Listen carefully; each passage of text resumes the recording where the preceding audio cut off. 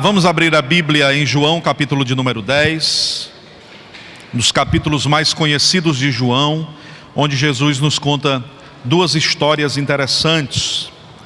E para que a gente entenda João 10, eu vou precisar trazer uma palavra introdutória sobre a cultura da criação de ovelhas no antigo Israel. João 10, nós vamos ler apenas até o versículo de número 6. Eu vou ler os versículos os irmãos apenas acompanhem. Na verdade vos digo que aquele que não entra pela porta do curral das ovelhas, mas sobe por outra parte, é ladrão e salteador. Aquele, porém, que entra pela porta é o pastor das ovelhas. A este, o porteiro abre e as ovelhas ouvem a sua voz. Chama pelo nome as suas ovelhas e as traz para fora. Quando tira para fora as suas ovelhas, vai adiante delas, e as ovelhas o seguem, porque conhecem a sua voz, mas de modo algum seguirão o estranho.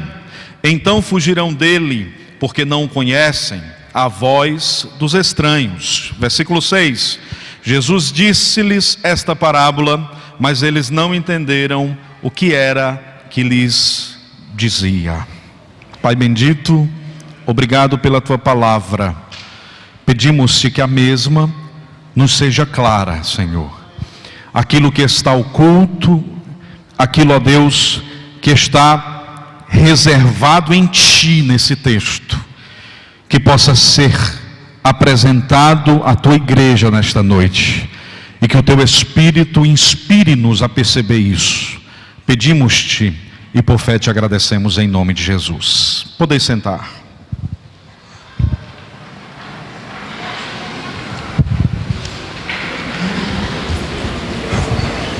À guisa de introdução, eu queria começar explicando para os irmãos. Obrigado, querido.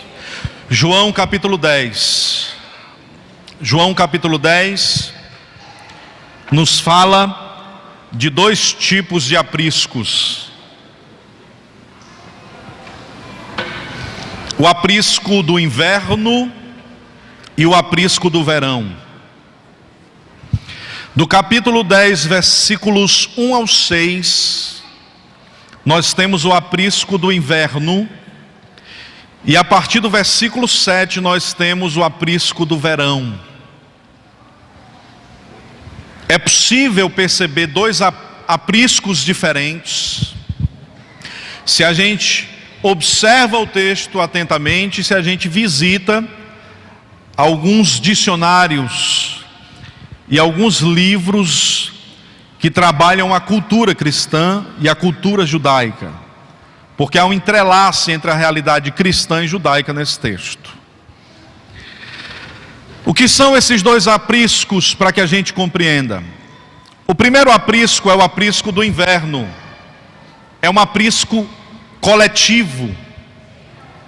No inverno, os pastores se reuniam no lugar específico, onde havia vasto pasto verdejante e águas tranquilas, e os pastores dividiam o mesmo lugar. Um pastor tinha 100 ovelhas, outro tinha 30, outro tinha 200 ovelhas, outro tinha 20. Eles levam essas ovelhas para um único lugar, que era um grande curral cercado, e nesse grande curral havia uma porta forte. Nessa porta, um porteiro que recebia ajuda dos pastores para guardar as ovelhas. O pastor chegava ali, entregava a ovelha, e o guarda, o porteiro, era quem cuidava da ovelha. O pastor podia sair dali em busca de veredas para encontrar platôs, para encontrar as mesas. Os platôs e as mesas eram os planaltos que ficavam sobre os montes de Israel. E depois de alguns dias ou depois de uma noite, o pastor retornava, e quando ele retornava, o guarda olhava para o pastor e dizia: ele aí é o proprietário, ele é dono, ele tem direito, ele pode entrar. E aí, quando o guarda permitia que o pastor entrasse pela porta, o pastor então chamava as ovelhas pelo nome, e as ovelhas que estavam entre as outras demais ovelhas no mesmo aprisco começavam a ouvir a voz, discernir a voz do pastor e seguir o pastor. Do pastor de 20 apenas 20, do pastor de 10 apenas 10, do pastor de 100 apenas as 100, de sorte que as ovelhas iam ouvindo a voz do seu pastor e iam sendo guiadas, e saíam daquele aprisco para ser conduzidas às águas tranquilas e aos pastos verdejantes. Esse é o primeiro aprisco, um aprisco coletivo, onde você tem uma cerca enorme e onde você tem um portão com vigia na entrada. Esse é o primeiro aprisco. O segundo aprisco é o aprisco do verão. Esse aprisco são os apriscos que foram construídos sob os montes, e esses apriscos eles foram feitos no decorrer de muitíssimos anos pelos próprios pastores. São apriscos feitos de pedra que foram roladas dos montes, e esses apriscos são menores, eles comportam apenas uma quantidade X de ovelhas, e nesses apriscos existe pedras em todos os lugares rodeando, e aí existe um espaço onde não há pedras, que é o espaço onde as ovelhas entram. O problema é que quando as ovelhas entram nesse espaço, aquele espaço continua aberto, e aí o que é que o pastor faz? Ele coloca a tenda dele na porta, ele acampa na porta. Por isso, no primeiro aprisco ele diz assim: eu sou o pastor, que quando chego para entrar na porta, o guarda me reconhece e me permite entrar. Mas a partir do versículo 7, Jesus diz assim: eu sou a porta das ovelhas. Quem entrar por mim, entrará e sairá e encontrará pastagem. Então você vai ter dois tipos de apriscos: um aprisco maior, que comporta todas as ovelhas dos vários pastores, e você vai ter um aprisco menor, que comporta apenas a ovelha de um pastor, e esse pastor é a própria porta. Amém, irmãos? Ficou claro? Um outro ponto que eu queria desmistificar e de alguma forma comunicar, talvez a maioria dos irmãos já saibam, mas esse texto, principalmente João 10:10, ele é mal interpretado. João 10:10 é utilizado como se ele veio para matar, roubar e destruir fosse o diabo, né? E quantas vezes você não já ouviu as pessoas dizendo: a Bíblia diz que o diabo veio para matar, roubar e destruir? A Bíblia não diz isso, viu, irmão? Esse texto não está falando do diabo. Esse texto está falando do mercenário, do religioso, do fariseu, do hipócrita, do falso pastor. Então quem veio matar e roubar e destruir em João 10 não é o diabo. Quem veio matar, roubar e destruir é o falso pastor. E por que Jesus está fazendo essa ligação de pastores verdadeiros e pastores falsos? Por causa de João 9. Vocês lembram que em quinta-feira a gente conversou aqui sobre um cego que foi curado e ele foi expulso da sinagoga? O que é que Jesus está fazendo? João está entrelaçado. Jesus está dizendo: um homem foi curado, e porque foi curado no sábado foi expulso? Vocês acham que vocês têm o direito de serem pastores? Vocês não têm. Vocês são mercenários. Vocês são roubadores. Vocês, quando olham para as ovelhas, vocês pensam apenas na lã e na carne. Vocês não pensam na essência do pastoreio. Vocês não são pastores de verdade. E aí Jesus está lançando uma palavra de repreensão sobre os fariseus. João 10 é uma crítica ao estado deplorável da religião judaica. João 10 é Cristo Jesus repetindo o que Ezequiel no capítulo 34 diz: Deus levantou pastores, mas esses pastores amaram muito mais as suas próprias vidas do que as ovelhas do Senhor. E o que é que Deus faz em Ezequiel? Deus arranca as ovelhas das mãos dos falsos pastores, e Deus levanta um pastor semelhante a Davi para cuidar do seu povo. É isso que o Evangelho de João, no capítulo 10, está nos ensinando. E quando a gente olha para esse texto, a gente aprende que essa passagem do capítulo 10, versículos 1 e 6, nos ensina muitas verdades. Nós vamos nos prender ao primeiro aprisco nesta noite. E nesse primeiro aprisco, nós precisamos primeiro compreender que existe um caráter redentor. Porque o pastor que chega e é aceito pelo guarda, ele só é aceito pelo guarda porque ele é o proprietário das ovelhas. Ele não é aceito pelo guarda porque ele deu um jeitinho, porque ele saltou a cerca, porque ele encontrou uma forma de negociar com o guarda, porque com esse guarda ninguém negocia. Os irmãos sabem quem é o guarda, não sabem? Amém. Porque quando Davi foi chamado pelo pai, ele deixou um guarda cuidando das ovelhas. Davi é um tipo de Cristo, e quando Cristo foi chamado pelo pai, ele disse: eu vou, quando eu for ele virá, eu vou deixar um guarda cuidando de vocês. Então os irmãos sabem. Então ninguém engana esse guarda. Esse guarda sabe quando é o pastor que fala. Esse guarda sabe. Existe nesse texto um caráter redentor. Primeiramente, caráter redentor. Por que que o pastor é aceito no redil?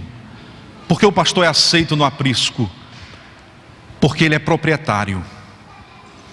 Porque as ovelhas que ali estão foram compradas por um preço muito raro e muito caro. Porque nós conhecemos a voz do pastor. Porque nós seguimos o pastor. Já disse um teólogo puritano que as ovelhas de Cristo são marcadas em dois lugares: na orelha e na pata. Elas ouvem a voz e seguem. Nós somos marcados na orelha e na pata. Nós ouvimos a voz, e é exatamente porque ouvimos que nós estamos aqui. A Bíblia diz que a salvação vem pelo e ouvir a palavra de Deus. Primeiro de todos os elementos que são trabalhados na salvação é a escuta.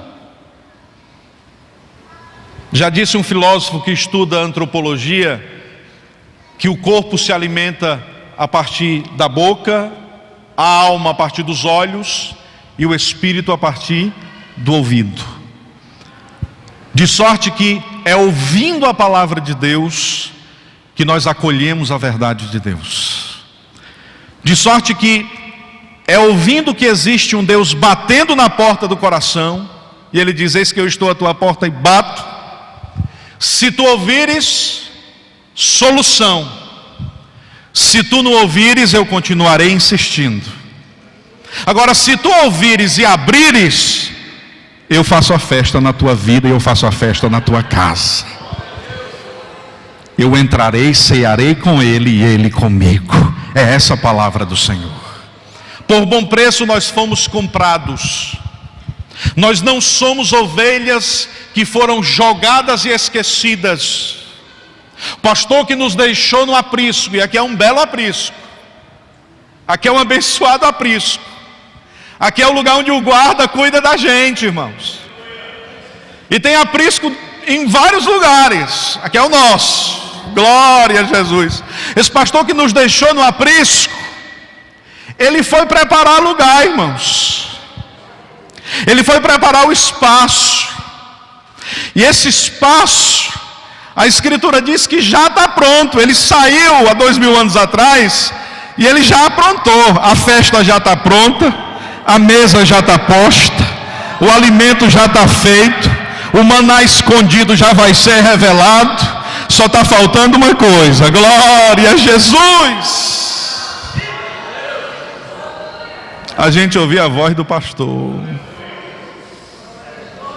Caráter redentor. Esse texto tem um caráter apologético. Pastor, o que é apologético? O que é isso? Apologia é o estudo da defesa da fé. Os pais da igreja apologistas foram os pais que se levantaram para defender a doutrina apostólica. Existem homens e mulheres que se esmeram só em apologia. Hoje nós temos um grande apologista no mundo, talvez um dos maiores da história do cristianismo. O nome dele é William Lane Craig. E é uma grande alegria e uma grande honra ser da mesma geração de William Lane Craig. Se você quiser conhecer o que é um homem, um extraordinário defensor do cristianismo, acesse os vídeos deste homem ou leia os seus livros. William Lane Craig é um dos mais extraordinários cristãos que nós temos hoje, e ele é um apologista. O apologista defende. E esse texto nos fala sobre esse caráter defensivo. Porque o guarda, ele está ali, sabe para quê, irmãos? Para guardar as ovelhas dos charlatões, dos mercenários, que entram no aprisco, mas o propósito deles não é cuidar de ovelhas. O propósito deles é arrancar a lã das ovelhas, é devorar as ovelhas, é destruir as ovelhas.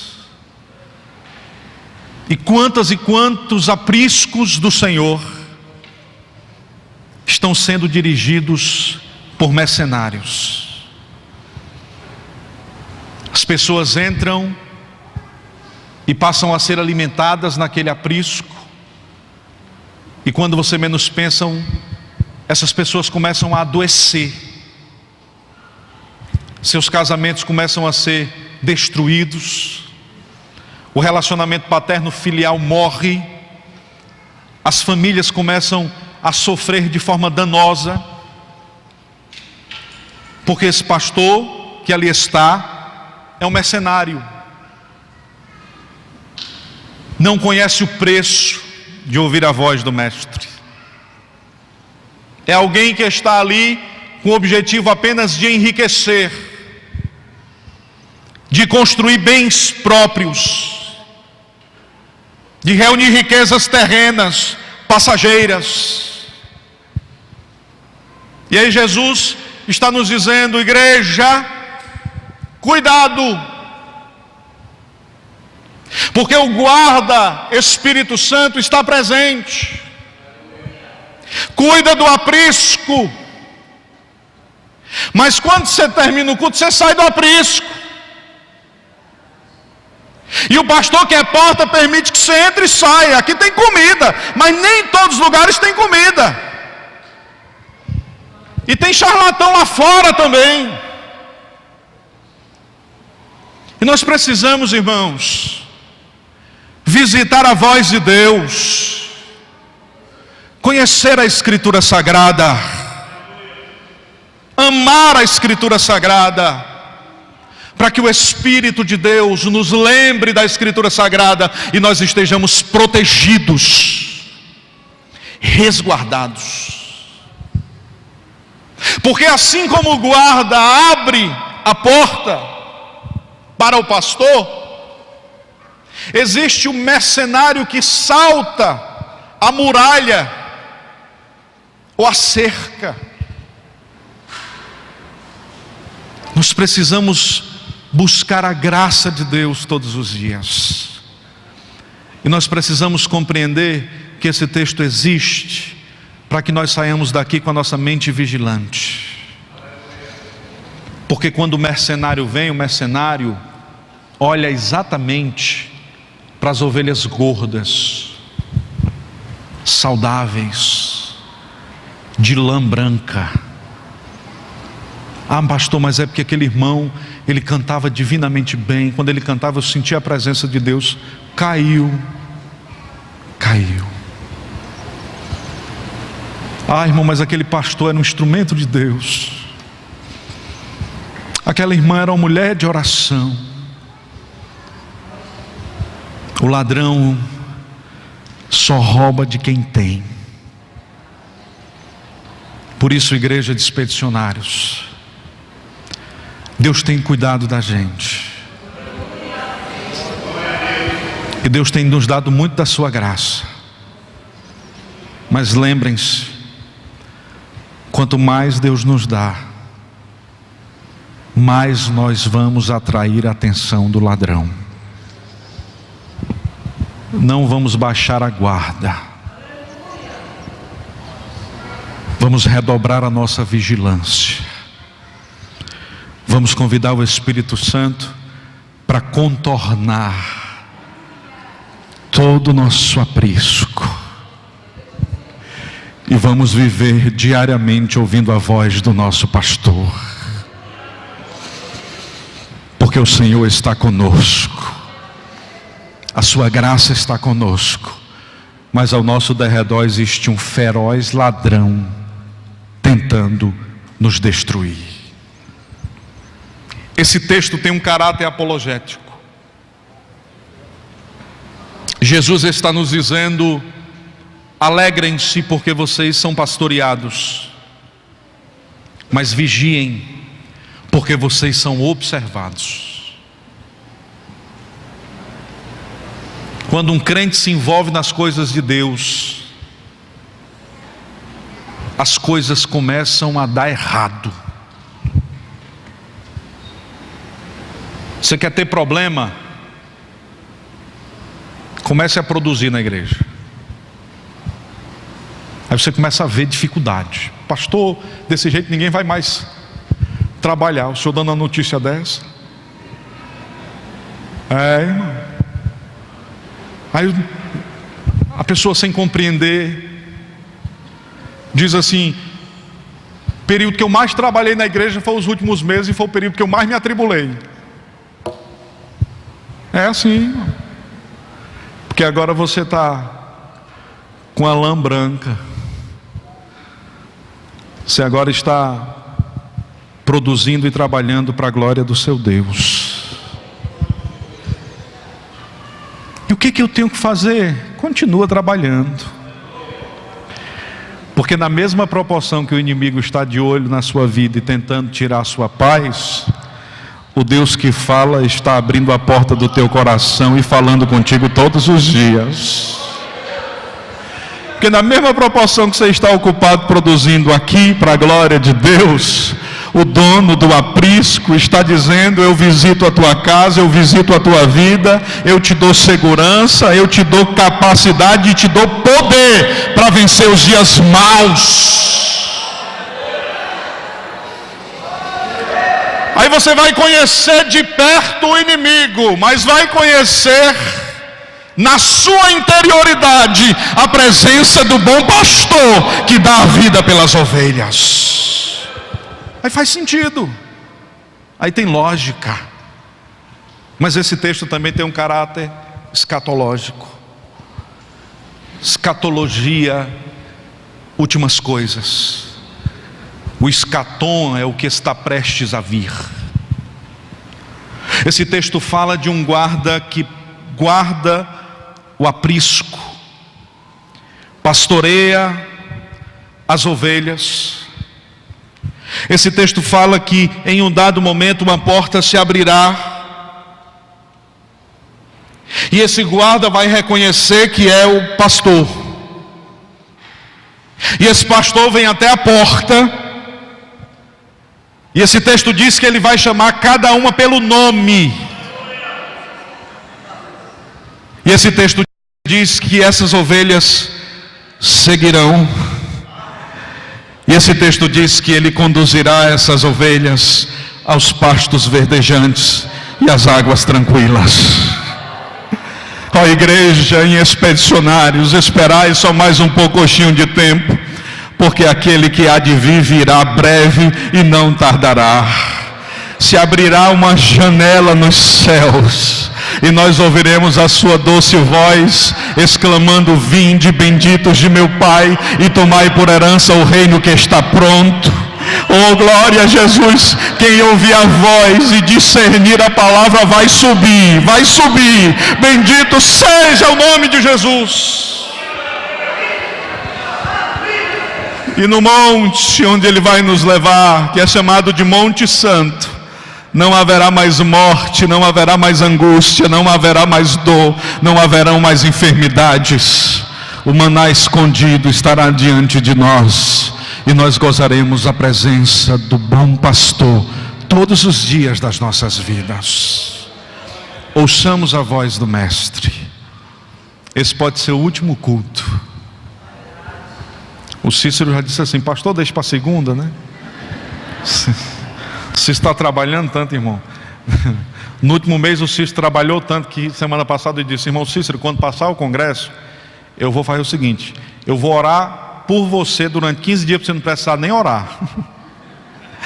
Porque você está trabalhando demais. Você vai passar 15 dias de folga. Aí ele disse: tá bom, pastor. Aí quando foi ontem eu liguei para ele e disse: irmão Cícero, eu estou com a ideia para o congresso de 2019. Aí ele disse assim: pastor, vamos esperar logo passar esse. digo, está certo, vai dar certo. Mas Ele vem, irmãos. Ele vem. E o nosso coração se enche de esperança porque Ele vem. Vamos caminhar para o sermão nessa noite. O pastor entra no aprisco e a Bíblia diz que ele fala. E quando ele fala, a Escritura diz que as ovelhas começam a discernir a sua voz, perceber a sua voz. Mas não é sempre que o pastor fala. O texto diz que há um momento em que o pastor as deixa ali em silêncio. Passam dias e noites, e não há voz de pastor. O céu parece estar engessado. Dobrar os joelhos é um sacrifício longo. Buscar a Deus se torna algo difícil. Porque a impressão que temos é que não há voz no céu, é que Deus não mais fala conosco, é que Deus não mais se comunica conosco. Quem nunca viveu a noite escura da alma? Quem nunca viveu períodos de sequidão, de lua minguante nas suas vidas espirituais? Quem nunca enfrentou desertos e vales? Muitos dos que aqui estão nessa noite estão em meio a terríveis desertos. Mas há uma palavra de consolo do nosso Deus nessa noite. Você pode não estar ouvindo a voz do seu pastor, mas você não está só. Existe uma cerca protegendo a tua vida. E existe um guarda cuidando da tua história. Aquele que te comprou pode ficar em silêncio, mas nunca ausente. Aquele que te comprou pode não ter dito nada até hoje, mas ele está observando a tua vida e cuidando da tua história. Descansa o teu coração nessa noite. Receba essa palavra de Deus em nome de Jesus. Ele vai falar, Ele vai falar. O dia vai raiar e Ele vai falar. E quando a sua voz ecoar, tu saberás que Ele sempre esteve contigo. Glória a Deus. Glória a Jesus. A questão é que às vezes nós começamos a ouvir muitas vozes. E a gente começa a se confundir com as muitas vozes que vêm. E essas vozes começam a ser vozes estranhas, ruídos parecidos com a voz do Mestre.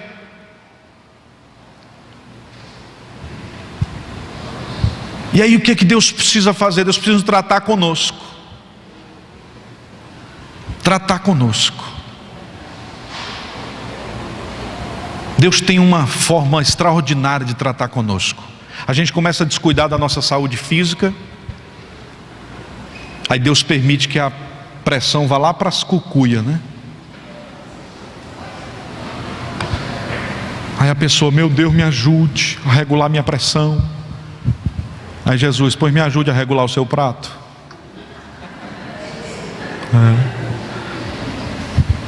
Eu contei para os irmãos no domingo que eu fui pregar numa igreja que no dia anterior tinha pregado um rapaz lá que ele tinha o mistério do povo emagrecer, né?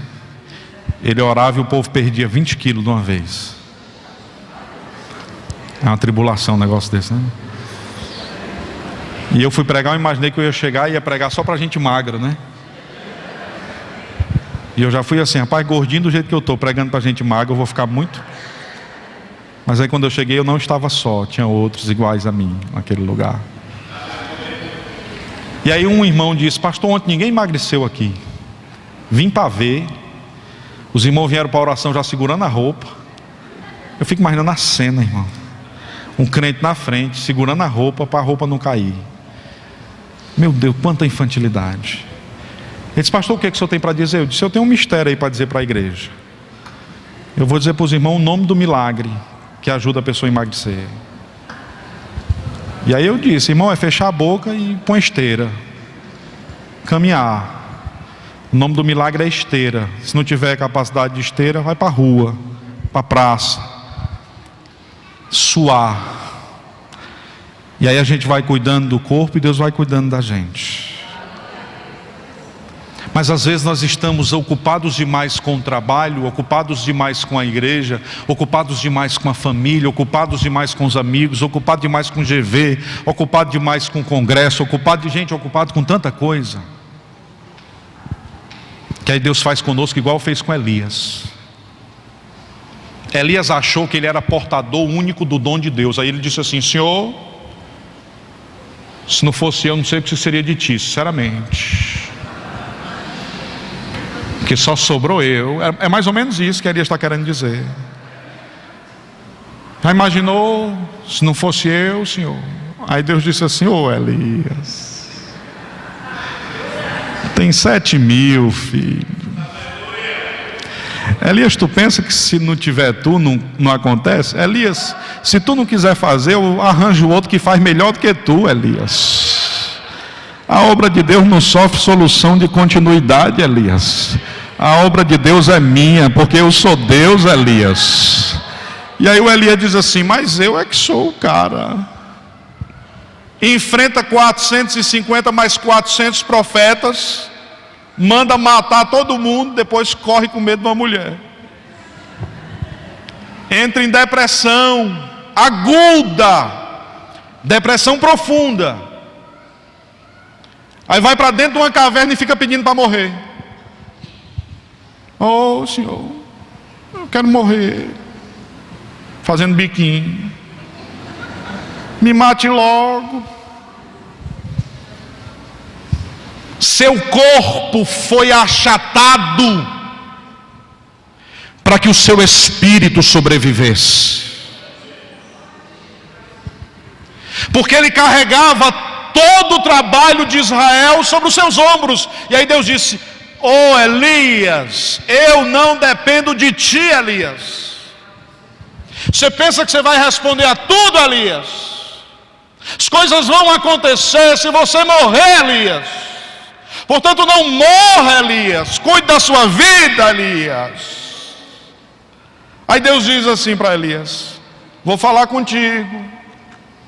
Aí manda um trovão. Aí Elias: eita, é Deus. Esperou no trovão, Deus disse: ainda não está pronto. Aí apertou a depressão. Aí Elias ficou mais deprimido ainda. Aí mandou um vento forte. Pensou que Deus estava no vento forte, Deus não estava. Aumentou a pressão.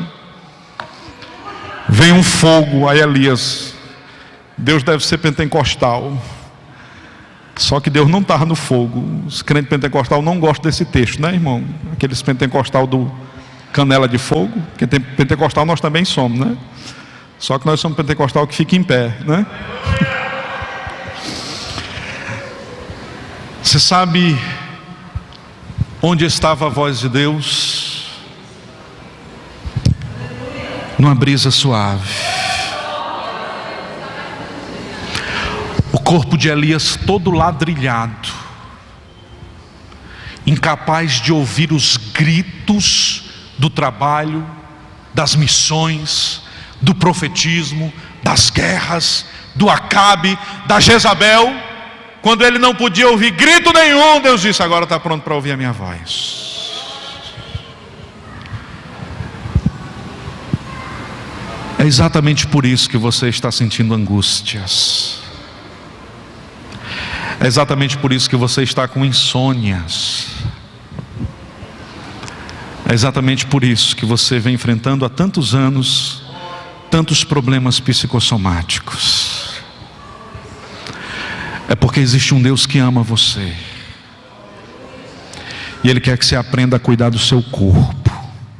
cuidar da sua vida, cuidar do seu tempo, cuidar da sua família, cuidar do seu coração, cuidar do seu espírito, e que você esteja pronto para ouvir a voz dele quando ela for leve, quando ela for suave, quando ela for uma brisa. Glória a Jesus. Se a gente se envolve com barulho demais na vida, Deus fala e a gente não percebe. E aí Deus nos para na vida para que a sua voz seja clara.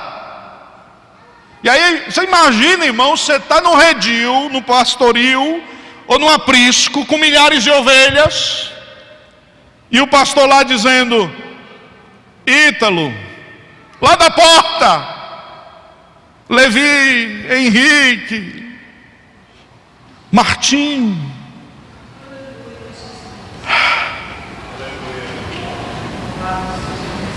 Ele vai citar o nome. E se tiver barulho demais do lado, você não vai ouvir. Por isso o Senhor Deus tem uma palavra aos nossos corações. Não vamos adiantar barulhos de amanhã para agora. E não vamos permitir que barulhos de ontem interfiram no nosso hoje. Vamos viver mansamente o agora. Vamos depender mansamente do bom pastor agora. Porque hoje Ele está chamando o teu nome e Ele está te informando que tu és dEle, que tu pertence a Ele, que tu é propriedade dEle e que Ele te comprou por alto preço. Primeira carta de Paulo aos Coríntios, capítulo 6, versículo 20. Porque fostes comprados por bom preço, glorificai, pois, a Deus no vosso corpo e no vosso espírito, os quais pertencem a Deus. Que a nossa vida seja o culto e que possamos glorificar a Deus no corpo e no espírito, para que o Senhor seja honrado. Eu vou ler para vocês o texto, porque existe uma pergunta que Deus faz a Elias que Ele vai fazer hoje para você, e eu quero que você receba essa pergunta como uma palavra profética para o seu coração. E ele lhe disse: sai para fora e põe-te neste monte perante a face do Senhor. E eis que passava o Senhor como também um grande e forte vento, que fendia os montes e quebrava as penhas diante da face do Senhor. Porém o Senhor não estava no vento. E depois do vento um terremoto. Também o Senhor não estava no terremoto. E depois do terremoto um fogo. Porém o Senhor também não estava no fogo. E depois do fogo uma voz mansa e delicada. E sucedeu que, ouvindo Elias, envolveu o seu rosto na capa e saiu para fora. Tem que sair da caverna, viu? Tem que sair do estado de depressão. Tem que sair. Quando você ouvir a voz do Senhor, Deus vai te dar a capacidade de você sair. Escute aí. E pôs-se à entrada da caverna, e eis que veio uma voz que dizia: que fazes aqui, Elias? Deus leva Elias para a caverna, e depois que Deus fala com Elias, Deus diz: o que é que tu está fazendo aqui, camarada? Esse aqui não é mais o seu lugar. O tempo da caverna já passou. Você agora vai sair daí, porque eu tenho algo novo para você, Elias. Bendito seja o nome de Jesus. Diz aí para o irmão que está ao teu lado, diz assim: o tempo da caverna passa. Glória a Jesus, o tempo da caverna passa. E o tempo de sair da caverna e celebrar a Deus chega, irmãos. Não é para sempre. Aleluia, a dor não é para sempre. A angústia não é para sempre. Glória a Jesus. Bendito seja Deus para sempre. Louvado seja o nome do nosso Deus. E aí nós vamos aprender nesse texto que o nosso Deus é um Deus relacional, é um Deus de relacionamentos. A Escritura diz que Ele conhece cada ovelha pelo nome. Pelo nome. E aí chama. Diferente do mercenário que olha para as ovelhas como um grande mercado e como uma possibilidade de ganho e de lucro. O pastor, irmãos, olha para cada um de nós não por causa daquilo que a gente tem, não por causa da lã, não por causa do emprego, do status, do carro, da casa, do bairro, não por causa das línguas que você fala, não por causa dos amigos que você retém, não por causa do seu network. Não. O pastor olha para você, assim como ele olha para todas as outras ovelhas. Você é amada nessa noite, não por causa da sua lã. Você é amada porque o pastor pagou por você o mesmo preço que pagou pela pessoa que está do seu lado. Glória a Jesus. Só que esse olhar não é apenas coletivo. A Bíblia diz que ele olha para cada uma e chama pelo nome. O que significa dizer que a permanência no aprisco é coletiva, mas o chamado é individual. Olha que coisa linda. Deus nos chama para conviver em coletividade, mas o chamado é individual. Então o que tem para o nosso irmão Elias fazer, é para o Elias fazer. Não dá certo o outro. O que tem para o Deuel fazer, é para o Deuel fazer. Pastor, e se outro fizer, fará de um jeito distinto e diferente. Mas quando Deus chamou o Deuel, Deus chamou o Deuel de forma específica, individual e relacional. E existe uma obra que é para ele fazer. Se ele não fizer, outra pessoa fará. Mas como o Deuel fará, só o Deuel pode fazer. E eu tenho que ficar correndo até encontrar qual é esse lugar? Não. A vida vai te colocando, a vida vai te conduzindo. Responda para a vida. Estava ouvindo um dia o pastor Alex, ele conta que quando ele era jovem, ele entendeu que era importante estudar. E ele muito cedo começou a se debruçar sobre os livros, estudar muito. E ele disse que gostava muito do racha, de jogar futebol com os meninos. Só que ao invés de ir para o racha jogar futebol, ele ia estudar. E ele disse que ficava com a mesinha e tinha uma janela que dava para a rua. Aí os coleguinhas da idade dele passavam para o racha da tarde, aí diziam assim: tu vai endoidar. E aí diz que jogava a bola assim no teto e a areia às vezes batia assim em cima dos livros. Diz que tinha um que reclamava muito dele. Hoje um oficial de justiça aposentado, vive equilibradamente bem, com a família equilibrada, com filhos equilibrados, trabalha até quarta-feira, glória a Jesus. E ele contou isso um dia para os jovens e disse assim: aquele rapaz que jogava bola para a poeira bater sobre os meus livros é um ébrio que mora na esquina da mesma rua. Mas não é porque você escolheu jogar futebol que você vai ser um ébrio.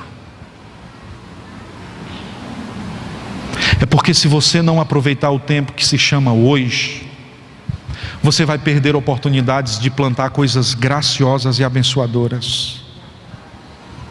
E às vezes nós somos responsáveis pelas escolhas dos nossos filhos. Quando o pastor fala, as ovelhas ouvem e seguem.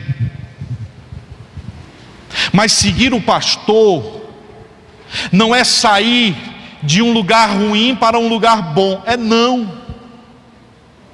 No antigo Israel, seguir o pastor é sair de um lugar de conforto para os vales,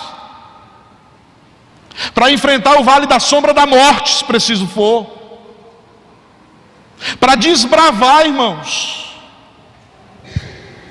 Só que na condução dos nossos filhos, nós muitas vezes não fazemos isso. Preferimos manter os nossos filhos no aprisco, guardados e resguardados. Essa semana eu tive o privilégio de ler muita coisa sobre criação de filhos em um texto que eu estou lendo, e o autor comentava sobre algumas coisas importantes.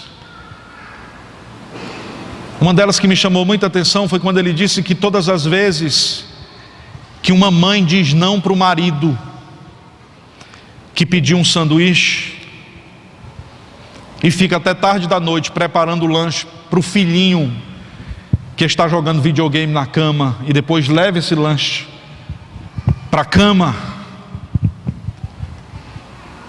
está ensinando este menino a não respeitar as mulheres, a desonrar as mulheres. E quando este menino crescer, que casar, essa nora certamente vai detestar a sogra, e esse menino não vai aprender algum dos princípios necessários para a vida, porque nós não incutimos o sofrimento na vida dos nossos filhos, o sofrimento necessário, porque a gente tem muito medo de perder os nossos filhos, porque a gente tem muito medo de decepcionar os nossos filhos, porque a gente quer criar um aprisco, uma redoma para protegê-los. Esse autor diz que os pais são os agentes principais de uma construção de um caráter inadequado nos filhos. Por quê, irmãos? Porque às vezes nós não percebemos que os nossos filhos estão nos testando, e a gente sempre acha que o nosso filho é criança demais para ter uma mente tão criativa. Mas todas as vezes que o seu filhinho solta a sua mão no shopping e rola no chão, ou sua filhinha faz isso, que a Milena já fez várias vezes, e diz eu quero, e tem que ter, e agora, e chora e grita, esperneia, o que é que ela está dizendo? Eu vou experimentar até onde eu posso ir, eu vou de alguma forma observar qual é o meu limite. E aí, se eu perceber que fazendo isso não acontece nada, eu vou continuar fazendo, e vou continuar fazendo, e quando menos pensa, o pai diz assim: eu tenho um filho que tem uma índole muito difícil. Pense no menino complicado. Ele pode ter características coléricas, mas nada que um coquezinho na cabeça não ajude no processo. Pastor, o senhor está ensinando que a gente tem que... Não, você não tem não. Mas se você pensa que seu filhinho de 4 anos não sabe o que está fazendo, há 2 semanas eu estava em casa, e aí a gente foi tirar um cochilo, eu deitei na rede, ventinho, e a Cíntia estava tossindo muito. Aí a Milena deitada do lado, e a Cíntia tossindo muito, ela disse: filho, eu estou tossindo muito, vem para a cama, fica aqui com a Milena, que eu vou deitar na rede, que eu fico um pouco mais elevado, e pode ser que eu pare de tossir. Eu disse: tá bom. E aí ela foi para a rede, eu fui para a cama. Quando eu cheguei na cama, a Milena estava dormindo, e quando eu deitei, ela virou assim, olhou e viu que era eu. Aí ela começou assim, aí mexia de um lado, e batia o pé, e virava, e quando eu pensava que não, a mão batia aqui, e o pé batia aqui. Gente, depois de 40 minutos, eu disse: eu não acredito não. Aí eu disse assim: ô minha filha, me diga uma coisa, você aguenta dormir a noite todinha desse negócio? Porque, sinceramente, eu já tinha botado para a cama, se fosse para mim ficar. Aí ela disse assim: não se preocupe. Aí ela deitou e eu fui para a rede. Quando ela deitou, a Milena olhou para ela e... 4 anos e meio, vai fazer 5 agora. De manhãzinha, fui comprar pão, entrei no carro, a Milena sentou à frente, aí disse assim: papai, eu queria ir com você. Eu digo: vamos. E aí a gente foi comprar pão na esquina lá de casa. Quando a gente foi saindo para ir comprar o pão, ela disse assim: ontem eu me mexi até o pai sair.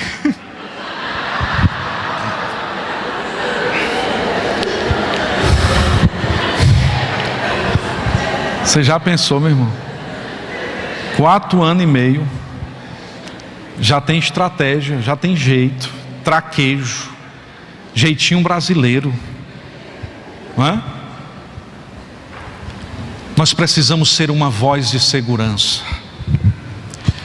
E uma voz de segurança vai dizer: filhos, venham comigo sofrer, enfrentar o sol causticante do dia e os pedregais, enfrentar os riscos dos montes e as dificuldades da vida. Saibam, filhos, que vocês sempre me terão convosco, e eu estarei do vosso lado sempre. Mas vocês precisam enfrentar as mesmas dores e as mesmas ansiedades, as mesmas angústias e os mesmos nãos. Assim é possível que a gente chegue em pastos verdejantes e a graça de Deus se estabeleça na nossa casa. Jean-Jacques Rousseau disse que a criança nasce perfeita. Quando começa a conviver é que ela se torna maculada, mas ela é perfeita e imaculada. Sabe quem é Jean-Jacques Rousseau? Um dos homens que inspiraram a ideia, um dos grandes filósofos que inspiraram a ideia de que você não pode dar tapinha, de que você não pode disciplinar de forma alguma, que você não pode retirar da criança aquilo que ela gosta. Ele é um dos teóricos visitados nessa leitura. Só que dentre os muitos filhos que ele gerou, 5 deles ele deu para um lugar onde se cuidavam de crianças de forma fatal, cuidar.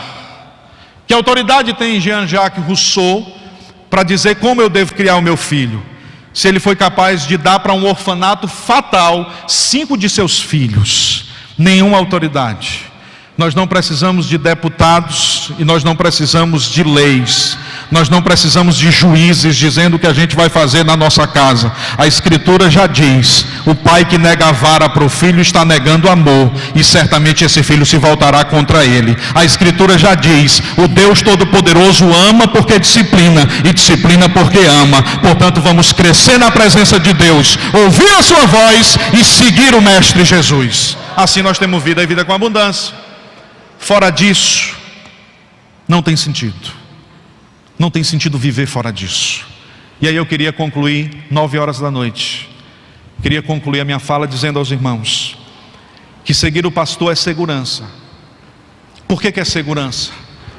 Porque o pastor que vai à frente dá a vida pelas ovelhas. Se aparecer uma hiena, se aparecer um leão, se aparecer um urso, ele morre. Ele mata o predador e morre. Por isso que é bom seguir a Jesus. Porque nós temos um pastor que não apenas dá a vida pelas ovelhas, ele já deu. Então você está sendo guiado por um pastor que ele não morre mais. Glória a Jesus. Pode continuar seguindo a ele. Pode continuar. É certeza que você vai chegar do outro lado. Porque o predador chamado morte já foi destruído na cruz do Calvário. É segurança. Tem segurança maior do que fazer parte do redil e do aprisco de Jesus. E por fim, é garantia. Por que é garantia? Porque o pastor é cordeiro. E sabe o que a gente sente. Viu, irmãos? E ele, como cordeiro, nos guia. Está escrito em Apocalipse 17:17. Porque o cordeiro está no meio do trono, e esse cordeiro o apacentará, e lhe servirá de guia para as fontes da vida. Deus então limpará dos nossos olhos toda a lágrima. Fica de pé, igreja do Senhor. Eu não sei o quanto difícil está sendo a sua jornada, mas eu sei de uma coisa: você não está só. O bom pastor dá vida por você, e o bom pastor conhece o lugar de águas tranquilas. Essa é a palavra aos nossos corações nesta noite, e eu pediria que você fechasse os olhos, declinasse a cabeça. Nós vamos estar orando a Deus nesta noite. Um aviso: o Ministério Infantil parabeniza a irmã Joana pela passagem do seu aniversário. Parabéns, irmã Joana. Deus abençoe a sua vida sempre. Senhor nosso Deus, nós te somos gratos, porque nós não estamos sendo guiados por um mercenário, porque tu és o nosso guia, o teu Espírito é o nosso guarda. e a tua voz é a nossa direção. Ó Pai, eu te apresento os teus filhos que estão caminhando por caminhos formatados por si mesmo, veredas distantes do aprisco. Que a tua voz possa trazê-los de volta nessa noite. Que a tua voz possa atraí-los à tua presença nesta noite. Que a tua voz possa conduzi-lo ao manancial de águas da tua vida nessa noite. Em nome de Jesus, nós abençoamos as famílias que aqui estão. Pedimos, Senhor Deus, que o Senhor os proteja, os guarda e possa nutrir todas as suas necessidades. Pedimos, Senhor Deus, que o Senhor possa nos defender nos dias maus, que o inimigo das nossas almas não possa nos afetar, que as nossas famílias sejam protegidas por Ti, resguardadas pela Tua mão portentosa, em nome de Jesus. Ser conosco para a glória do Teu nome, a graça de nosso Senhor e Salvador Jesus Cristo, o grande amor de Deus, o nosso Pai, a comunhão e as consolações do Espírito de Deus, seja com todo o povo de Deus, e quem tem fé diga amém. Deus vos abençoe sempre.